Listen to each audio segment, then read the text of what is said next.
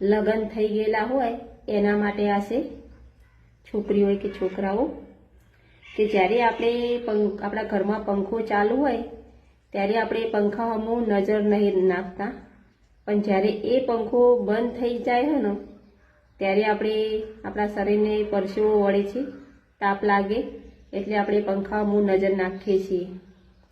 એવી જ રીતે આપણા જીવનમાં પણ એવું છે કે જ્યારે આપણી પત્ની હોય કે પતિ હોય આપણી બાજુમાં હોય, આપણી ચિંતા કરતું હોય, આપણી કેર કરતું હોય, આપણને હંમેશા ખુશ રાખવાની કોશિશ કરતું હોય, છતાં આપણે એના અમુક નજર નહીં નાખતા અને આજુબાજુમાં બીજે ડાફેરા મારતા હોય છીએ કે મારતી હોય છે।